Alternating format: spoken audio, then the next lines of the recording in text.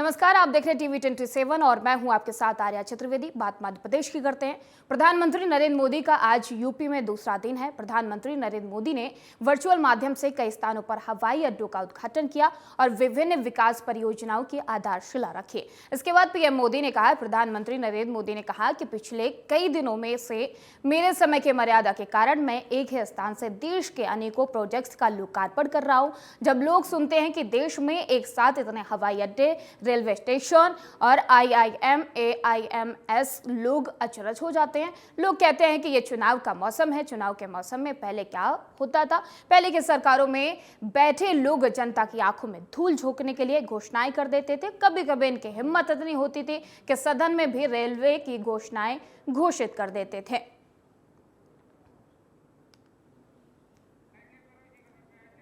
तो आपको बता दें कि प्रधानमंत्री नरेंद्र मोदी ने आज कई हवाई अड्डों का लोकार्पण किया। वर्चुअली माध्यम से ये लोकार्पण उनकी तरफ से किया गया है और इसके साथ ही उन्होंने बयान भी दिया कि पिछली सरकारें जो थी वो कई चुनावी दौर में कई बड़ी बड़ी योजनाओं की घोषणा तो करते थे, लेकिन उनकी कोई आधारशिला नहीं रखी जाती थी। तो आपको बता दें कि आज हम गढ़तौड़े पर हैं। प्रधानमंत्री नरेंद्र मोदी यहाँ से उन्होंने वर्चुअली माध्यम से कई हवाई अड्डों का लोकार्पण किया और उसके साथ ही ये भी कहा कि लोग कहते हैं कि आगामी चुनाव को देखते हुए ये इतने कार्यक्रम और इतने लोकार्पण, इतने शिलान्यास किए जा रहे हैं। लेकिन आपको बता दें कि आजमगढ़ दौरे पर हैं प्रधानमंत्री नरेंद्र मोदी। यहाँ से उन्होंने कई रेलवे स्टेशन, हवाई अड्डों का वर्चुअली माध्यम से लोकार्पण किया और जनता को कई सौगातें दी गई। अलग अलग जगह पर ये लोकार्पण और शिलान्यास किए गए हैं, लेकिन प्रधानमंत्री नरेंद्र मोदी ने वर्चुअल माध्यम से जनता को सौगातें दी हैं, इनका लोकार्पण किया है। चाहे रेलवे स्टेशन की बात कर ली जाए, चाहे हवाई अड्डों की बात कर ली जाए, प्रधानमंत्री नरेंद्र मोदी ने आजमगढ़ से इनका वर्चुअली माध्यम से लोकार्पण किया। उनके साथ सीएम योगी आदित्यनाथ भी मौजूद रहे। ये तस्वीरें देख सकते हैं। इन तस्वीरों से अंदाज़ा लगाया जा सकता है कि प्रधानमंत्री नरेंद्र मोदी ने वर्चुअली माध्यम से लोकार्पण किया। और तो ये तस्वीरें देख सकते हैं आप। वर्चुअली माध्यम से प्रधानमंत्री नरेंद्र मोदी ने कई रेलवे स्टेशन, हवाई अड्डों का लोकार्पण किया। चुनाव से पहले जनता को कई बड़ी सौगातें उनकी तरफ से दी गई और साथ ही उन्होंने विपक्ष पर हमलावर भी रहे, विपक्ष पर निशाना भी साधा। उनका कहना था कि विपक्ष उन पर ये आरोप लगा रहा है कि चुनाव से पहले ये सौगातें जनता को दी जा रही है, लेकिन उन्होंने कहा कि पहले की सरकारें जो सत्ता में बैठी थी वो कई चुनावी वादे करती थी और लेकिन उन वादों पर कभी खरी नहीं उतरी। तो आपको बता दें कि प्रधानमंत्री नरेंद्र मोदी ने कई हवाई अड्डों और रेलवे स्टेशन का लोकार्पण किया है, साथ ही विपक्ष पर भी जमकर निशाना साधा। लेकिन साथियों, आप देखिए, पिछले कई दिनों से मेरे समय की मर्यादा के कारण मैं एक ही स्थान पर से देश के अनेकों प्रोजेक्ट का लोकार्पण कर रहा। और जब लोग सुनते हैं कि देश में एक साथ इतने एयरपोर्ट, एक साथ इतने रेलवे स्टेशन, एक साथ इतने हवाई अड्डे, एक साथ इतने IIM, एक साथ इतने एम्स, लोग अचरज हो जा रहे हैं। और कभी कभी पुरानी जो सोच रहती थी ना, तो इसको भी उसी चौखट में बिठाते हैं और क्या कहते हैं, अरे भाई ये तो सब चुनाव का मौसम है ना। अरे मेहरबान, चुनाव के मौसम में पहले क्या हुआ करता था? पहले की सरकारों में बैठे हुए लोग जनता की आंख में धूल झोंकने के लिए घोषणाएं कर देते थे। कभी कभी तो इनकी हिम्मत इतनी होती थी कि पार्लियामेंट में भी रेलवे की नई नई योजनाएं घोषित कर देते थे, बाद में कोई पूछने वाला नहीं। और जब मैं एनालिसिस करता तो 35 साल पहले घोषणा हुई, कभी चुनाव के पहले पत्थर गाड़ देते थे आकर। और इस वक्त की बड़ी खबर, बल्लभ भवन में लगी आग की जांच की जाएगी। 7 सदस्यीय समिति इस मामले की जांच करेगी। बल्लभ भवन में तीसरी मंजिल पर आग लग गई थी और आग की चपेट में आई थी मुख्यमंत्री सचिवालय की गोपनीय शाखा। अब इसको लेकर जांच की जाएगी। 7 सदस्यीय टीम इस पूरे मामले की जांच करेगी। तो आपको बता दें कि ये तीसरे मंजिल पर जो बल्लभगढ़ में आग लगी थी उस पूरे मामले की अब जांच पड़ताल की जाएगी। इसके लिए 7 सदस्यीय टीम का गठन किया जाएगा और ये 7 सदस्यीय टीम इस पूरे मामले की जांच पड़ताल करेगी कि आग के लगने के पीछे की क्या कुछ वजह रही। इन तमाम चीज़ों को लेकर जांच पड़ताल की जाएगी। तो आपको बता दें कि भोपाल में ये आग कल लगी थी और इस पूरे मामले को लेकर अब जांच की जाएगी। 7 सदस्यीय टीम इस पूरे मामले की जांच पड़ताल करेगी। बल्लभ भवन में तीसरी मंजिल पर ये कल आग लगी थी और इस आग की अब जांच की जाएगी। 7 सदस्यीय समिति इस पूरे मामले की जांच करेगी और बल्लभ भवन में तीसरी मंजिल पर यह आग लग गई थी। आग लगने के कारण क्या रहे हैं, इस तमाम चीज़ों को लेकर जांच की जाएगी। जांच के लिए 7 सदस्यीय टीम का गठन और ये 7 सदस्यीय टीम इस मामले की जांच करेगी। और हमारे साथ फोन लाइन पे दीपक श्रीवास्तव जुड़ चुके हैं। दीपक, बल्लभ भवन में जो आग लगी थी अब उसकी जांच की जाएगी, क्या कुछ जानकारी मिल पा रही है? देखिए, आपको बता दें कि जिस तरह से कल सुबह 9 बजे ये घटना सामने आई थी, जहां पर बल्लभ भवन में अगर बात करें तो हमें देखने को मिला था कि गेट नंबर 5 और 6 के बीच की जो बिल्डिंग थी वहां पर 5वीं मंजिल पर आग लगी, जो देखते ही देखते तीसरे से लेकर 6वीं मंजिल तक पहुंच गई, जिसके बाद ये लगभग 3 घंटे की मशक्कत के बाद इस आग पर काबू पाया जा सका था।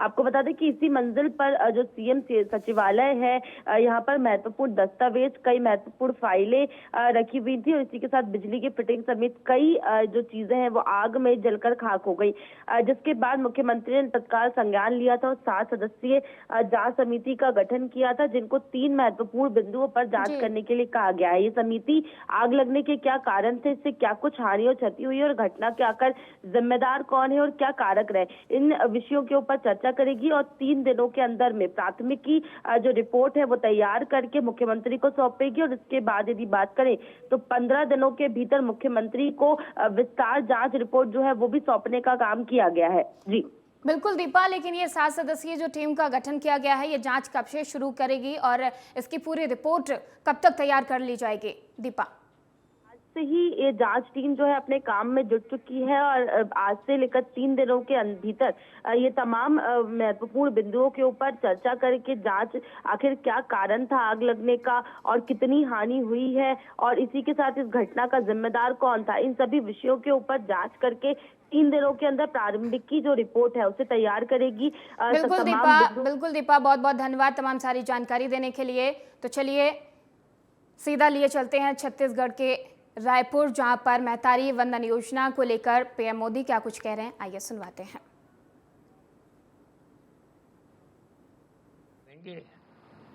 सरकार बनने के दूसरे ही दिन हमारे विष्णुदेव साय जी ने, उनकी कैबिनेट ने, छत्तीसगढ़ सरकार ने इस बारे में फैसला लेकर काम शुरू कर दिया। मैंने गारंटी दी थी कि छत्तीसगढ़ के धान किसानों को 2 साल के बकाया बोनस का भुगतान किया जाएगा। छत्तीसगढ़ सरकार ने अटल जी के जन्म दिवस पर 3,700 करोड़ रुपए का बोनस किसानों के खातों में पहुंचा दिया। मैंने गारंटी दी थी हमारी सरकार यहां 31 रुपये प्रति क्विंटल के भाव से धान की खरीदी करेगी।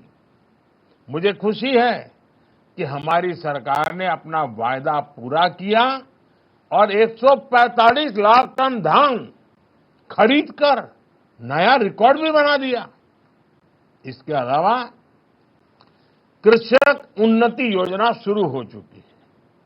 इस योजना में इस साल खरीदे गए धान की अंतर राशि का भुगतान जल्द ही किसान भाइयों को किया जाएगा। आने वाले 5 वर्षों में जन कल्याण के इन कार्यों को निर्णायक ढंग से आगे बढ़ाया जाएगा। इसमें आप सब माताओं बहनों की बड़ी भागीदारी होने वाली है। मुझे विश्वास है छत्तीसगढ़ की डबल इंजन सरकार इसी तरह आपकी सेवा करती रहेगी, अपनी हर गारंटी पूरी करती रहेगी। और मैं एक बार फिर, गर्मी तो शुरू हो चुकी है, मैं मेरे सामने लाखों बहनों को देख रहा हूं। ये दृश्य अभूतपूर्व है, यादगार दृश्य है। मन में होता है कि काश मैं आज आपके बीच होता, लेकिन आप सब मुझे क्षमा करें, लेकिन बाबा विश्वनाथ के धाम से बोल रहा हूं, काशी से बोल रहा हूं, तो बाबा के आशीर्वाद भी साथ पहुंचा रहा हूं। मेरी तरफ से आपको बहुत बहुत धन्यवाद, बहुत बहुत शुभकामनाएं।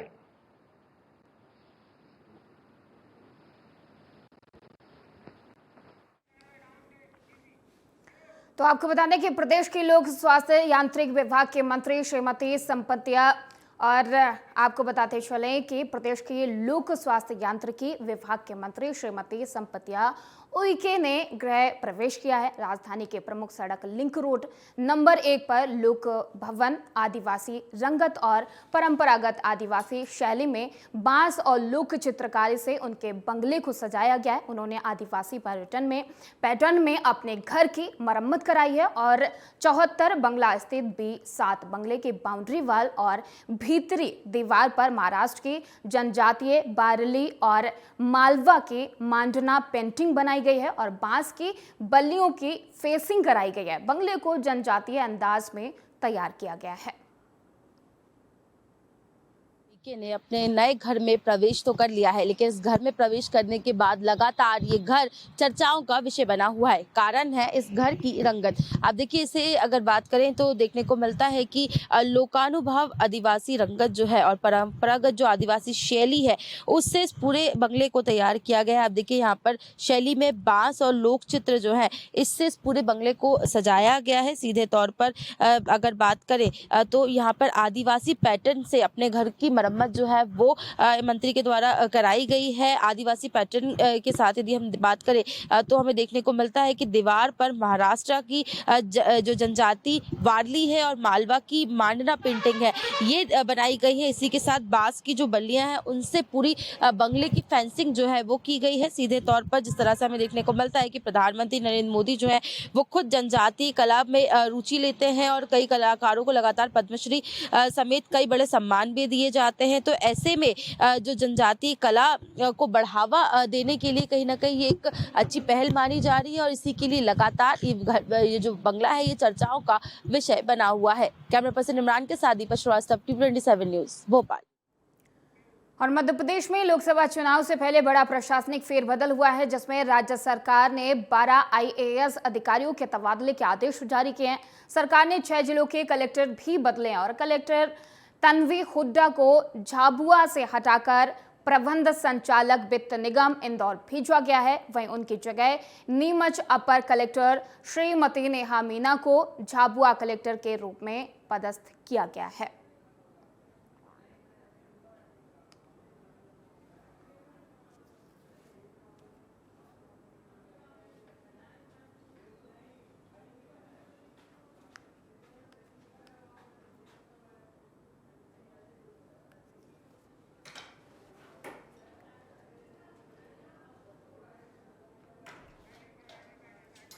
तो आपको बता दें कि चुनाव से पहले बड़ा प्रशासनिक फेरबदल किया गया है और कई अधिकारियों के तबादले के आदेश दिए गए हैं। 12 IAS अधिकारियों के तबादले के आदेश दिए गए हैं। तो आपको बता दें कि चुनाव से पहले ये बड़ा प्रशासनिक फेरबदल किया गया है और लगभग 12 IAS हैं जिनके तबादले के आदेश दे दिए गए हैं और जिनका तबादला किया जाएगा। तो ये एक बड़ा फेरबदल चुनाव से पहले माना जा रहा है, क्योंकि आगामी लोकसभा के चुनाव हैं और चुनाव से पहले 12 IAS के तबादले के आदेश जारी किए गए हैं और उनके तबादले किए जाएंगे। तो मध्य प्रदेश में ये बड़ा फेरबदल हुआ है, प्रशासनिक फेरबदल हुआ है, जहां पर 12 IAS को तबादले के निर्देश दिए गए हैं। तो प्रशासनिक फेरबदल किया गया है। 12 आईएएस हैं जिनका तबादला किया जाएगा, जिनके आदेश दे दिए गए हैं इनके तबादले के लिए, और ये बड़ा फेरबदल चुनाव से पहले माना जा रहा है। जो प्रशासनिक फेरबदल है, 12 आईएएस अधिकारियों के तबादले के निर्देश जारी कर दिए गए हैं। तो आपको बता दें कि बड़ा प्रशासनिक फेरबदल किया गया है मध्य प्रदेश में, जहां पर 12 आईएएस अफसरों के अधिकारियों के तबादले किए जाएंगे और इस तबादले के निर्देश जारी कर दिए गए हैं। इनको तबादले इनके किए जाएंगे। तो ये प्रशासनिक फेरबदल है, चुनाव से पहले ये बड़ा प्रशासनिक फेरबदल माना जा रहा है और 12 आईएएस अधिकारियों के तबादले किए जाएंगे। तो इस वक्त की बड़ी खबर हम आपको बता रहे हैं, जहां पर 12 आईएएस अधिकारियों के तबादले किए जाएंगे और ये काफ़ी बड़ा प्रशासनिक फेरबदल चुनाव से पहले माना जा रहा है। लगभग आगामी चुनाव से पहले ये इन अधिकारियों के तबादले के निर्देश जारी किए गए हैं। इस पे 12 आईएएस हैं जिनके तबादले किए जाएंगे।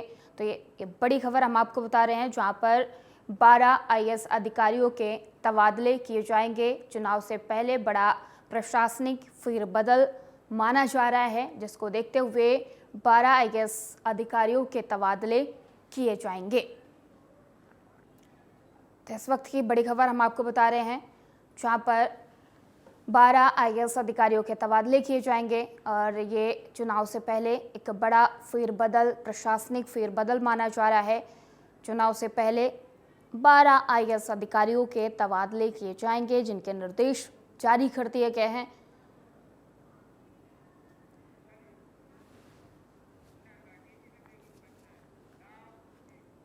और इस वक्त भोपाल से बड़ी खबर सामने आ रही है। अपडेट होंगे पंचायती राज अधिनियम, पंचायतों में अध्यक्ष को मिलेंगे और अधिकार। लोकसभा चुनाव के बाद विभाग बुलाएगा सम्मेलन। सम्मेलन में पंचायत विभाग को सुझाव लेना होगा। लोकसभा चुनाव के बाद विभाग सम्मेलन बुलाएगा। तो इस वक्त की बड़ी खबर हम आपको बता रहे हैं कि सम्मेलन में पंचायत विभाग को सुझाव लेने होंगे और पंचायतों में अध्यक्ष को और भी अधिकार मिलेंगे। पंचायतों में अध्यक्ष के अधिकार बढ़ाए जाएंगे। तो पंचायती राज अधिनियम को अब अपडेट किया जाएगा और इसमें जो पंचायत अध्यक्ष हैं उनके अधिकार बढ़ाए जाएंगे और इसके लिए एक सम्मेलन बुलाया जाएगा। उस सम्मेलन में ये लोकसभा चुनाव के बाद विभाग एक सम्मेलन बुलाएगा और उस सम्मेलन में ये तय किए जाएंगे। सम्मेलन में पंचायत विभाग को सुझाव लेने होंगे। तो पंचायतों में अध्यक्ष को और भी अधिकार दिए जाएंगे। तो आपको बता दें कि इस वक्त की बड़ी खबर हम आपको बता रहे हैं कि पंचायती राज अधिनियम को अपडेट किया जाएगा। पंचायती राज अधिनियम को अपडेट किया जाएगा और पंचायतों में जो अध्यक्ष हैं उनको और भी अधिकार दिए जाएंगे, जिसके लिए लोकसभा चुनाव के बाद विभाग एक सम्मेलन बुलाएगा और इस सम्मेलन में सुझाव लिए जाएंगे। तो पंचायती राज अधिनियम में अब उसको अपडेट किया जाएगा और अध्यक्षों के जो अध्यक्ष हैं पंचायतों के, उनके अधिकारों को अब और बढ़ाया जाएगा। तो ये बड़ी खबर हम आपको बता रहे हैं कि पंचायती राज अधिनियम को अपडेट किया जाएगा और उस पर पंचायतों में जो अध्यक्ष हैं उनके अधिकारों को बढ़ाया जाएगा। पंचायत अध्यक्ष को अधिकार मिलेंगे। लोकसभा चुनाव के बाद विभाग एक सम्मेलन बुलाएगा और इस सम्मेलन में सुझाव लिए जाएंगे। सम्मेलन में पंचायत विभाग सुझाव लेगा। तो ये लोकसभा चुनाव के बाद सम्मेलन बुलाया जाएगा जिसपे पंचायतों में अध्यक्ष को अधिकार मिलेंगे और भी उनके जो अधिकार हैं उनको बढ़ाया जाएगा। पंचायती राज जो अधिनियम है उसको अपडेट किया जाएगा और इस अपडेट के बाद पंचायत के अध्यक्षों के अधिकार बढ़ाए जाएंगे, जिसको लेकर एक सम्मेलन बुलाया जाएगा। हालांकि ये सम्मेलन लोकसभा चुनाव के बाद विभाग बुलाएगा और इस सम्मेलन में सुझाव विभाग लेगा और उसके बाद जो पंचायती राज के अध्यक्ष हैं उनके अधिकारों को बढ़ाया जाएगा। तो इस वक्त की बड़ी खबर हम आपको बता रहे हैं, पंचायती राज अधिनियम को अपडेट किया जाएगा और इस अधिनियम में जो पंचायत के अध्यक्ष हैं उनके अधिकारों को बढ़ाया जाएगा, उन्हें और भी अधिकार मिलेंगे, जिसको लेकर एक सम्मेलन बुलाया जाएगा और ये सम्मेलन लोकसभा चुनाव के बाद ही बुलाया जाएगा और उस सम्मेलन में जो विभाग है पंचायत विभाग सुझाव लेगा और सुझाव के बाद पंचायत अध्यक्षों के अधिकार को बढ़ाया जाएगा। तो ये बड़ी जानकारी हम आपको दे रहे हैं, जहां पर पंचायती राज अधिनियम को अपडेट किया जाएगा और इस पंचायती राज अधिनियम के अपडेट होने के बाद पंचायतों में जो अध्यक्ष हैं उनके अधिकारों को बढ़ाया जाएगा। और उसके बाद लोकसभा, आपको बता दें कि लोकसभा चुनाव के बाद विभाग एक सम्मेलन बुलाएगा और इस सम्मेलन में सुझाव लेंगे। पंचायत विभाग इस सम्मेलन में सुझाव लेगा और उसके बाद जो पंचायत अध्यक्ष हैं उनके अधिकारों को बढ़ाने को लेकर चर्चा की जाएगी। तो पंचायती राज अधिनियम को अब अपडेट किया जाएगा और पंचायती राज अधिनियम को अपडेट किया जाएगा। पंचायतों में अध्यक्ष को अधिकार बढ़ाए जाएंगे। और गुना के बामोरी में शासकीय पद की मर्यादा को शर्मसार करने वाला मामला सामने आया है। बता दें कि यहां फॉरेस्ट ऑफिसर अपनी मर्यादा भूल गए और शराब के नशे में गालियां देने लगे। दरअसल फॉरेस्ट ऑफिस बामोरी का बिल जमा नहीं होने पर विद्युत मंडल ने लाइट काट दी। वह बिल जमा होने के बाद लाइट जोड़ने गया तो उससे पहले फॉरेस्ट एसडीओ सुरेश कुमार ने शराब के नशे में उतरकर गाली देने लगे और वहीं गाली देने का सोशल मीडिया पर वीडियो जमकर वायरल हो रहा है। वहीं मामले में जेई ने एसडीओ और 3 अन्य लोगों के ऊपर बमोरी थाने में मामला दर्ज करवाया है।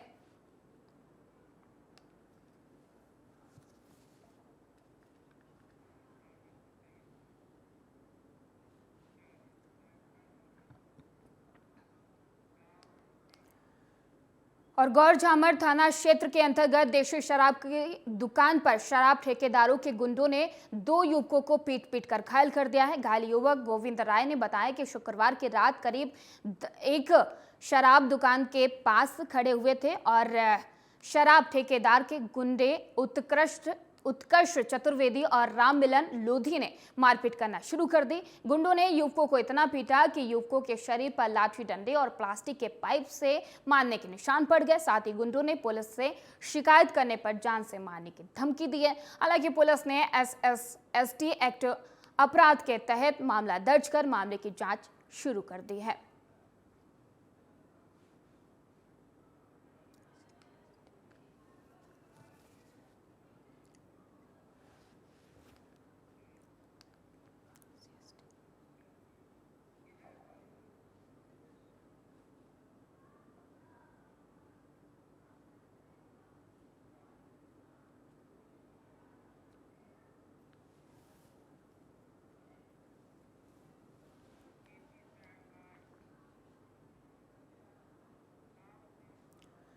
और सिवनी के धूमा थाना में लगातार चोरी होना पुलिस पर सवालिया निशान खड़ा करता है। मामला धूमा थाना के अंतर्गत आदि शक्ति इंटरप्राइजेज राष्ट्रीय राजमार्ग से लगी दुकान का है, जहां 4 चोरों ने शटर तोड़कर चोरी की वारदात को अंजाम दिया है। पुलिस मामले की जांच में जुटी है, लेकिन अभी तक पुलिस को कोई कामयाबी नहीं मिली है। 4 बाहुबली टाइप आए और हाथ से उन्होंने अपने तोड़े शटर, अंदर घुसे और अंदर जाके हमारे कैश ड्राज सब तोड़ दिए और कैश निकाल के ले गए हैं और कुछ सामान भी लेके गए हैं और नुकसान भी करके गए हैं। और यहाँ पे व्यवस्थाओं के नाम पे कुछ चीज़ें मिल नहीं पा रही हैं, लाइट जलती नहीं है सामने और यहाँ पे कुछ बहुत सारी प्रॉब्लम है। यहाँ पे आए दिन चोरी हो रही हैं, आए दिन शटर टूट रही हैं, गाड़ियाँ चोरी हो रही हैं। फिलहाल इस बुलेटिन में इतना ही। देश और दुनिया की तमाम खबरों के लिए देखते रहिए TV 27।